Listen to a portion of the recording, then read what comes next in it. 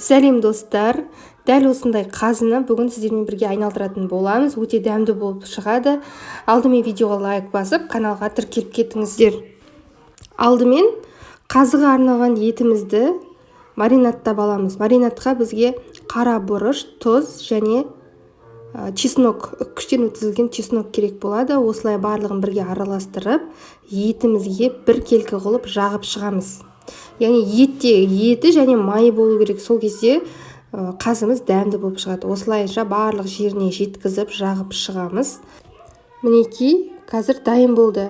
Ендігі кезекте біз ішекті жақсылап мұздай сумен жуып дайындап аламыз. Одан кейін ішінде қалдықтар қалып кетпесін деген оймен бір жағынан ішекті кеңіту мақсатында осындай бір жуаны ашып, осы ішектің ішімен өткізіп шығамыз. Осылайша өткізілгеннен кейін тағы да ішекті жуамыз мұздай сумен. Бізде мақсатымыз ішекті жыртып алмау. Осылай кеңітіп аламыз.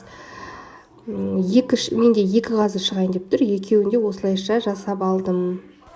Осылай жуаны өткізген кезде ішіндегі қалдықтарды тазалайсыз және ішекті кеңітіп аласыз. Бұл таптырмас үлкен лайфхак десем де болады. Және етті салған кезде қазір оңай болып шығады. Көрдіңіз ба, ішінен қалдықтар шықты. Тағы да жуып тазалап қайта бірнеше рет өткізіп аламыз. Одан кейін ішегіміздің бір шетін осылай ағаш таяқшамен өткізіп аламыз және екі жағын сындырып қоямыз. Ішегімізді жыртып жіберуі мүмкін.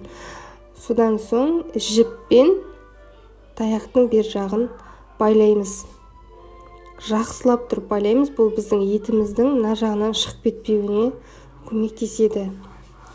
Екінші жағынан біз етті өткізетін боламыз.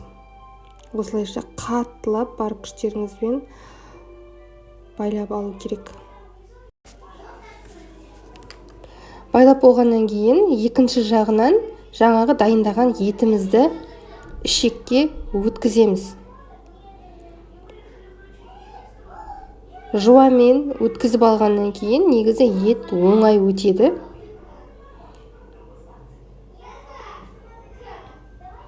Осылайша екі қолыңызбен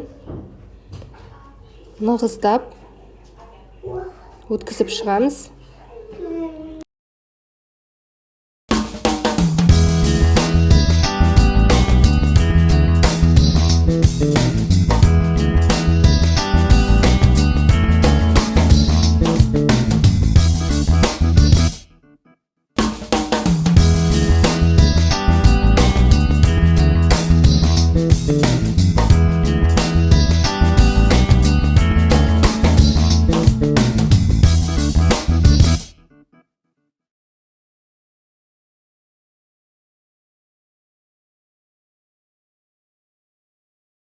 Өткізіп болғаннан кейін екінші жағында қаттылап жіппен байлап аламыз. Дәл осылай екінші қазынды да өткізіп аламыз.